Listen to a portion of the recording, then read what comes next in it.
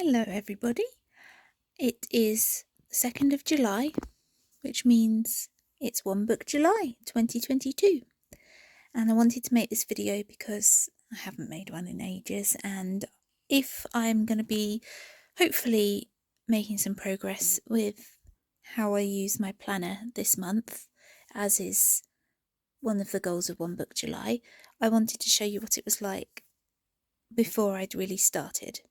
So I'm using a bullet journal. It's in an A5 notebook from Paperchase, and I made a cover for it. I'll just quickly show you the cover. I made it from some beautiful leather, this lovely sort of petrol teal colour on the outside, which you can't really see in this light, or rather through the camera changing it. And maybe I'll do a video on this leather cover another time.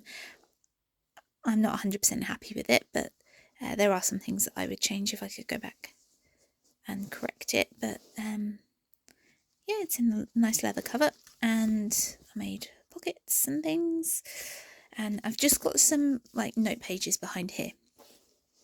I've got this page I had to take out of my journal. Basically, my binding was actually breaking, and I had to repair the back page, so I'll show you, but this was on the last page of the planner. But actually, so it's one of those pages that you use to help you measure how to lay out certain templates and things.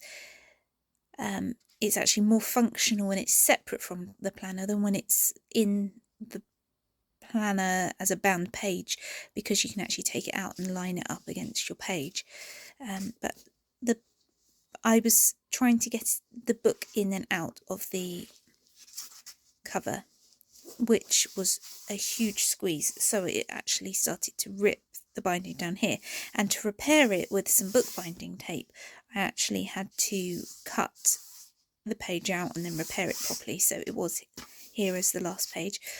On this page here, I've just got my mild liners swatched, because I've just started to use them in here. I haven't got apricot because the pen was actually dry. I don't think there's any ink in it, and it was brand new, so that's annoying. I've got to buy a new one. Okay, so it's a Paperchase book with a lay flat binding, but it's kind of looks unfinished, but that's the way it's been designed. And they don't sell these anymore, but they are great notebooks. I've got some little sticky tabby things here, and I'll show you how I use them, or how I've been using them, not that I've really used them much. I've just got my key, which is the same key that I've used for the past few years, and it works really well for me. Then my index, which is different than the one in my previous book where I had it in topic categories, but now I'm just doing a running index. It's a very minimalistic planner, as you will see. I use a bit of colour, and the most I've really done decorating is some sort of decorative outline around the titles. I tried to go decorative, and that's as far as I went with the sort of like decorative outline around the titles. I can't do decorative bullet journals. I don't know why. This is my future planning page, my yearly page, and in theory I should put future appointments, future to-dos, that kind of thing, but I don't have much going on in my life. All I do is work and go to personal training sessions. So there's all my personal training sessions and my annual leave, and I went to Bristol for a concert and stuff, and I really haven't been using this very effectively. But that's mainly because I haven't been planning, so I can't do forward planning because I haven't been actually planning my weeks or months. So I need to start proactively planning, and then I'll be able to actually use these sort of pages. In the corner of the pages that I use for actually planning my time, I put this little tab icon, and I'm going to write a number in there when I figure out what is the first page I need to use for planning the month, the second page, etc. I'll put a 1 and a 2, etc. in there, and then I'll go to each page in order to take what I need for that month to put in the monthly, the topics, the tasks for that month to go in the monthly, etc., etc. I'll show you the other ones with the tabs on. There's the second half of the year. I had actually reused this planner from something else that I was using it for. I'd only used a couple of pages, so I actually took them out and just washi taped down where the pages were cut off. I wanted to do this page at the beginning of each month, but every time I've left a page to do it on, I've not done it, and it's one of these things where I just can't take the time to actually do like a decorative monthly page at the beginning of the month. But I want to start doing it, and I want to do something to do with plants that signify something important about that month for me, what I want to focus on that month, whether it be a traditional belief about a plant or something that the plant represents for me. So I want to do that, but I haven't been doing it for the past 5 months, so we'll see if I can actually do it for July onwards. And then these are my monthly grids. You'll see them dotted around inside the planner, but just a normal monthly grid. I had to put some washi tape here because it looked like the binding was splitting here as well. So I put my appointments. I did start putting moon phases, but I didn't carry that on. I put a little dot when my mum's working, so I need to come home early for the dogs, etc. Appointments and stuff. And I was putting my number ticklers for my monthly tasks, but I haven't been doing that recently either. I've just not been proactively planning, and I really need to. Some of my daily pages, which are those, I always forget the term. Brain dumps? No. You know, the ones in the bullet journals where you just have a running task list with your symbols, with your key going down, and you check it off. I always forget the name of it, but it's the core of the bullet journal. I've got moon phases, and then I started to do week on one page. I was going to do week on one page plus notes, and I didn't use the notes page, so I just did another week on one page on the next page. And here actually that was quite efficient, but I wasn't using it effectively with the monthly page and with the daily pages. So I had to just change it somehow. So I'll show you that in a minute.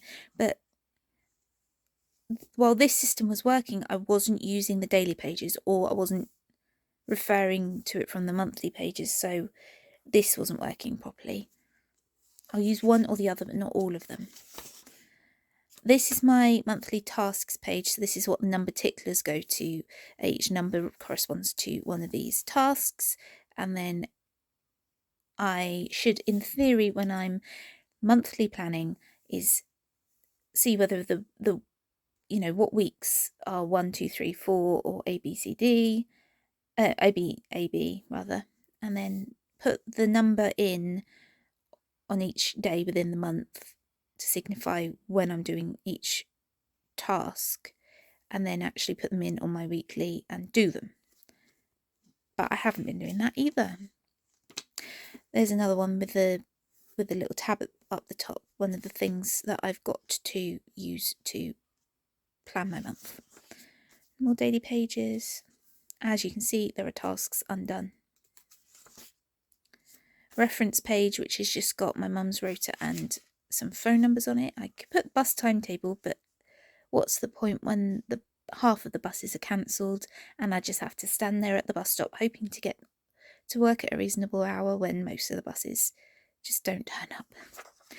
This is my events and deadlines page because I'm awful at realising how soon something is coming up. So I really need to look at this, hence I put a tab at the top every single month to know, I've got, 36 days until something like my brother's birthday. So this is useful for me. If there's something that I need to prepare for, I need to write it down in here and then keep looking at it. More daily pages. This is the last time I did this full width page, daily pages. So I've got to go back to this system. I'll show you why in a minute. As you can see, I didn't really use the monthly page for March. I didn't put my number ticklers for my recurring tasks. I only put my appointments, and that was only personal training sessions. So for personal training, here are my goals, and here are the configurations of weights on my dumbbells. And I need to put more information about the resources I've got for personal training, for workouts on these pages on here, and then a week on one page and nothing. So I'll use this page for something, but as you can see, it's just not really working out. I've got to do my 2022 goals in here. I'm going to take some of the categories at level 10 life in, I think it's the book Miracle Morning. Hal Eldron? Is that his name? I think that is, it's a similar name to that. He introduced this level 10 life topic. Don't use my video as discussion of that. Please go and look at other videos on YouTube. But I like the topics that other people have chosen. They've adapted it to their own lives. So I'm going to make some goals based on that, and also carry over my goals from last year. Fitness and healthy eating and stuff, which I still haven't done. So yep, I need to do that for 2022. Future to-dos, I have a list of those that I carry over from my old bullet journals because I still haven't done them, but I didn't want to put them all in here because it's really depressing looking at all the stuff I still haven't done. So I'll just add them as and when I want to sort of think about tackling them. I have a lot of notebooks that I write in. I love collecting information that I find interesting, and when I've got some spare time, which isn't very often, I love writing in them and adding to them. So if I have a list of my journals, then hopefully that will either, I can write some messy notes on a scrap piece of paper and then later write them up neatly in there, so that I know where I need to write them, and I don't feel like I have to actually have the actual journal with me. I can write them on a quick piece of paper, or this is just almost like a hobbies list, so I can think of, well, I've got an hour spare today, so I know I'll write about the Wars of the Roses, something like that. So that's what that's for. Fill my cup is that analogy that if you, for example, if you're an introvert and you expend all of your finite extrovert energy, your cup is empty. If you have done all of the socializing you could possibly do, your cup is empty. You need to do whatever it is that refills your cup, full of your own special energy, by doing whatever it is that makes you happy, makes you energized, makes you feel grounded in yourself and stuff.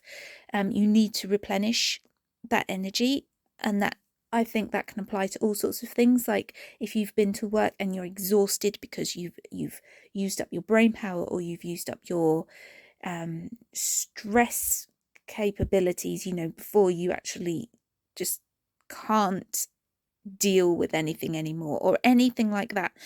These are some of the things that help me fill up my cup, make me myself again, make me happy, make me energized, make me not stressed. So I'm starting to write a list of these for when I feel stressed, exhausted, depressed, etc. And I made the word cup look like a cup, or at least the U and the P look like a cup. And there's May. Meal planning. Me and Mum have been talking about meal planning for ages, but we haven't done it, so I need to start doing it. So hence writing list of meals and individual parts of meals. Wish list. And my should I buy it flowchart. Now this, I would value your opinion, or rather your recommendations, for how I can record what I have done at the gym.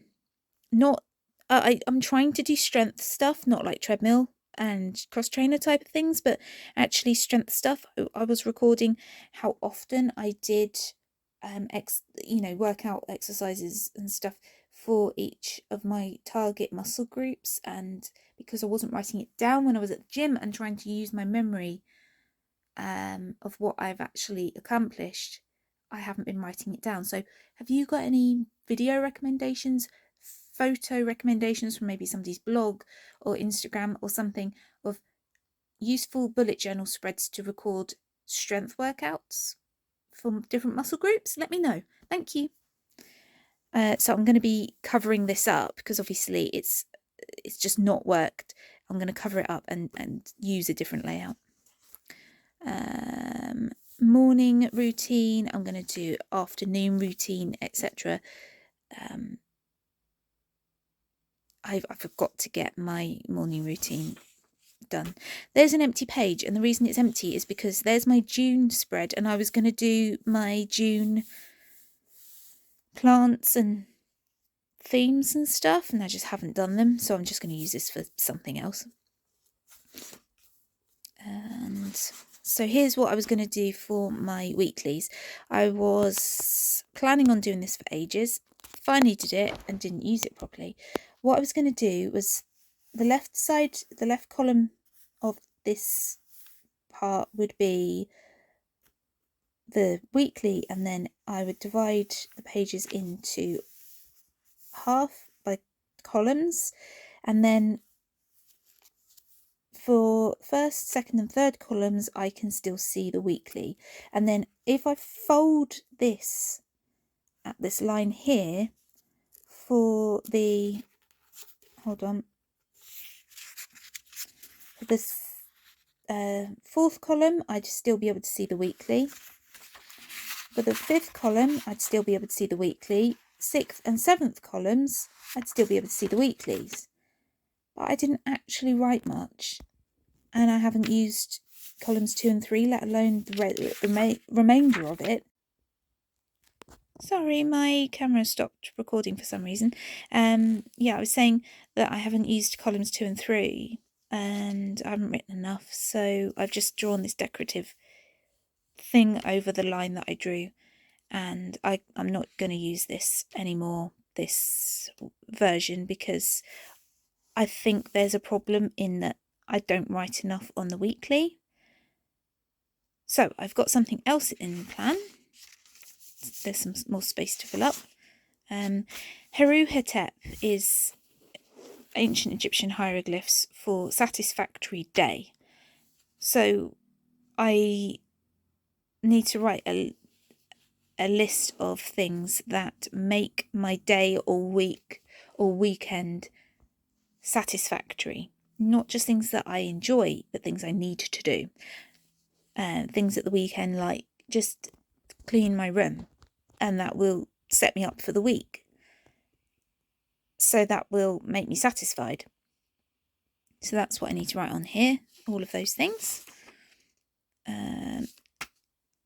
As I said, that layout for the weekly and the actual dailies wasn't working. I tried it again, it didn't work. So another blank, because I've got July here, July monthly. So if I can actually get the July pages done, decorative plants and themes and stuff, that's what's going to be on here. And now here, right, here is my July monthly. As you can see, it looks different from the rest. I'm not using a monthly grid. I looked at as many monthly layouts as I could for bullet journals, and I was quite interested by the horizontal sort of list version, not the retrospective what happened on each day one that I kind of take is one of the purposes of Ryder Carroll's version, and not the this is one major thing that's happening this day version. But basically it's the same as any of my monthly layouts, but in a horizontal line. If I could find one of my monthly layouts,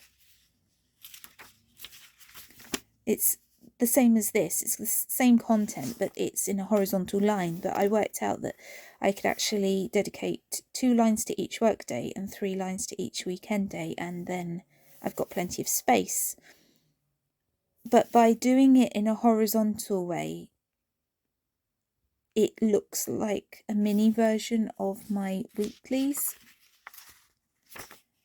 but it's smaller, and if I don't fill it up, that's fine, because I'm not actually supposed to be writing very much on here. So I put my appointments, I put my green dots for when my mum's working, I put my symbols, bullets for certain things. They're basically ticklers to indicate what something is. So that's a to-do, that's a piece of information, that's an appointment. And then I put what it is over here. So the left side is for the left page and the right side is for the right page. And then I thought, well, there's too much over here for me to just at a glance find when, where the thing on the 7th is or the thing on the 8th is. So I decided that I'm going to take my highlighters and colour code each day of the week, and then I'll be able to quickly at a glance find something that belongs to Thursday the 14th because it's green, and look, there it is. And if I had a lot of green things, at least I've got the date written down. So that's my plan for now, and I think that's the last page in my bullet journal. Yeah, so I'm going to use that this month. I'm going to try to be more proactive with my planning. I am going to be consistent with my planning, and that's one of the things that I think has caused me to not use my bullet journal much. I might get a little bit more decorative with it. I doubt it though, because I'm not that way inclined, and I need to just get on with my daily stuff and not get waylaid with decorating.